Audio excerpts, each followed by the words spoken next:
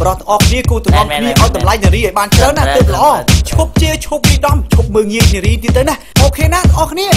មែនសំខាន់គឺការលើកទឹកចិត្តសម្រាប់នារីយើងទាំងអស់គ្នាត្រូវឲ្យតម្លៃលើនារីគោរពស្រឡាញ់លើនារីធ្វើអ្វីផ្ដោតសិទ្ធឲ្យនារីមែនហើយឲ្យតម្លៃនារីត្រូវឲ្យតម្លៃលើនារីគោរពស្រឡាញ់លើនារីធ្វើអ្វីផ្ដោតសិទ្ធឲ្យនារីមែនហើយឲ្យតម្លៃនារីត្រូវឲ្យតម្លៃលើនារីគោរពស្រឡាញ់លើនារីធ្វើអ្វីផ្ដោតសិទ្ធឲ្យនារីមែនហើយឲ្យតម្លៃនារីត្រូវឲ្យតម្លៃលើនារីគោរពស្រឡាញ់លើនារីធ្វើអ្វីផ្ដោតសិទ្ធឲ្យនារីមែនហើយឲ្យតម្លៃនា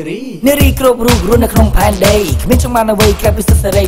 ភាពជាអ្នកដឹកនាំការងារធំតូចធ្ងន់ស្រាលទាំងប៉ុន្មានគឺធ្វើបានទាំងអស់មិនចាញ់បរិយាយើងទេបរិយាយើងអាចធ្វើបាននារីក៏អាចធ្វើបានបរិយាយើងធ្វើបានតែនារីអាចធ្វើបានគឺការងារបង្កើតពោពី9ខែ10ថ្ងៃសម្រាប់ត្រូវឲ្យតម្លៃលើនារីគោរពស្រឡាញ់លើនារីធ្វើអ្វីផ្ដោតសិទ្ធឲ្យនារីមែនហើយឲ្យតម្លៃនារីត្រូវឲ្យតម្លៃលើនារីគោរពស្រឡាញ់លើនារីធ្វើអ្វីផ្ដោតសិទ្ធឲ្យនារីមែនហើយឲ្យតម្លៃនារីត្រូវឲ្យតម្លៃលើនារីគោរពស្រឡាញ់លើនារីធ្វើអ្វីផ្ដោតសិទ្ធឲ្យនារីមែនហើយឲ្យតម្លៃនារីត្រូវឲ្យតម្លៃលើនារីគោរពស្រឡាញ់លើនារីធ្វើអ្វីផ្ដោតសិទ្ធឲ្យនារីមែនហើយឲ្យតម្លៃនារីថ្ងៃ8មីនាជាទិវានារីអន្តរជាតិដែលនារីគ្រប់រូបក្រៅចូលហើយទទួលយកសិទ្ធិខ្លួនរួចពីភាពគិតសង្កត់លើកម្លាំងពលកម្មធ្វើការងារហួសកំណត់និងបំផុតអំពើហិង្សាក្នុងប្រសាទដែលកើតឡើងច្រំធាក់លើកាយាពីមុសាប្របានីដងតែនារីនៅគ្រប់ទិសទីទូទាំងពិភពលោក